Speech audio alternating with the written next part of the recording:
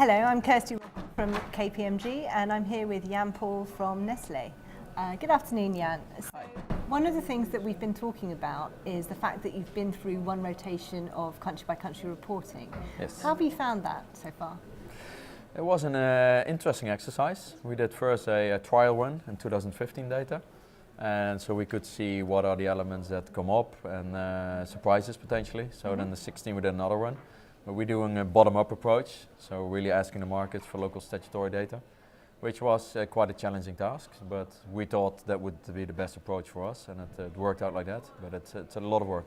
Okay, so besides sort of pulling it all together, did you run any data analytics or algorithms on that data to see if you could sort of be one foot in front of the tax authorities? Yeah, that's all why we also did a first run in 2015 data to see what is actually coming out and where are the interesting indicators coming out or what's popping up. If there's anything we could do or not, or see what elements we can change, or if we have good arguments for certain things that pop up. And in the 2016 report, we came up with good arguments for the elements that popped out, which were quite explainable. Luckily, we don't have a lot of strange things, and we have a lot of entities in a lot of markets, so you're covering a lot actually. And did you find it useful running that year-on-year data as well? So comparing 15 to 16? Yes, it was very useful actually to see that also the development, but also to be able to see, okay, was this a one-off in a certain market, or is this a continuous thing? So that was actually quite useful for us to get a better quality in the final report that we now then submitted end of last year. Okay, and so a lot of our clients are getting slightly, I wouldn't say confused, but they're in two minds in terms of that third box. So how much do we actually put in terms of a description? How little do we leave? So what did you decide to do, and how did you come to that conclusion? I think it's probably kind of in the middle. We didn't give too much information in there. We did put in the key elements that why did we did certain markets use group consolidated data and in most markets not, because we had a tax consolidation, for example, or consolidation for accounting purposes. But we didn't give too much information because we also do that in the master file if there's really something, or in the local file specifically, when there's certain things that need to be covered. Right, and did you specifically reference your master file in your country by country reporting? It's a good question. I don't recall. I'll have to come back to that on you. No. And do you think then that reading the country by country report in isolation wouldn't serve you well unless you read it alongside your master file? I think for anyone looking at the country by country, I don't think it's quite useful because, as I mentioned, we have a lot of entities in all markets. So the data that you see, it not specifically saying anything. We have a lot of different types of businesses, from the Nespresso coffee to health science products, which is more into pharma. So it's really different. So it's difficult to judge based on the raw data on a aggregated level what this includes. So I don't think it's too useful for in our case. Okay.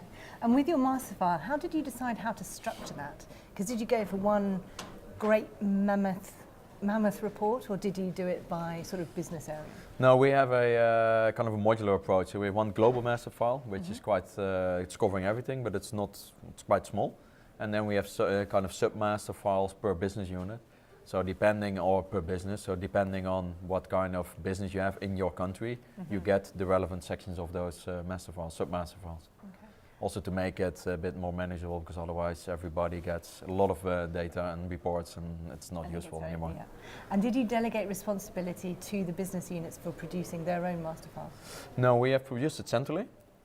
And then they have obviously based on a lot of interviews and review, and now we're in the second run for 17 we're preparing, so they review again, has anything changed and updated. But it's our central responsibility because we want to keep the consistency and also make sure that we on top of everything. Okay. So that's why we keep it central. Okay.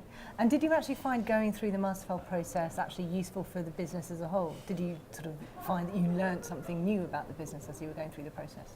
I learned a lot because we started with this when I just joined Nestlé not even a year after, and so we actually learned a lot with all the interviews, but also a lot of new things popping up also for the people in the team who have more experience in Nestlé.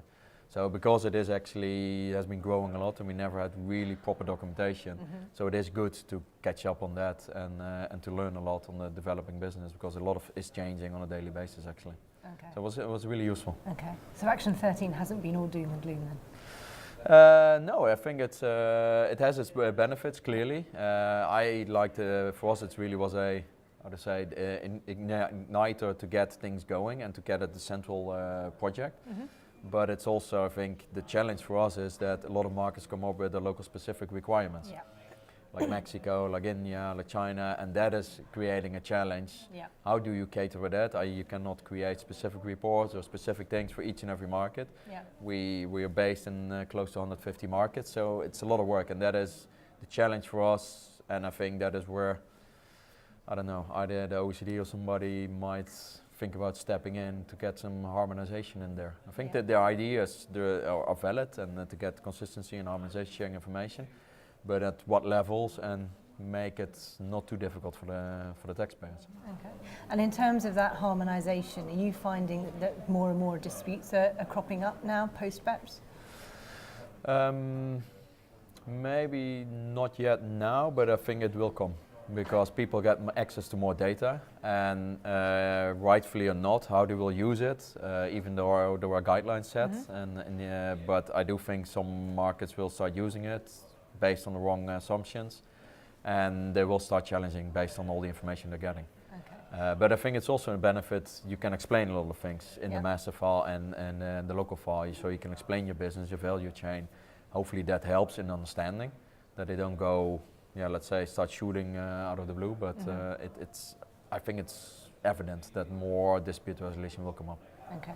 And final question then, conversely, are you going after more APAs now in order to safeguard those arrangements, and because you've gone into so much detail with your documentation?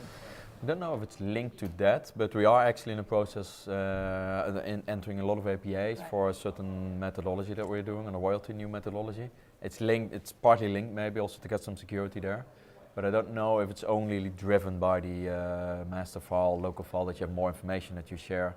I don't think we're hiding a lot, or we have to hide a lot, because we're quite transparent, no aggressive planning or anything, so it's quite straightforward. Yeah.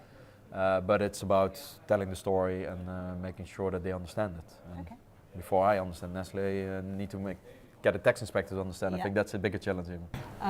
So thank you very much for your time. You're welcome. Thank you.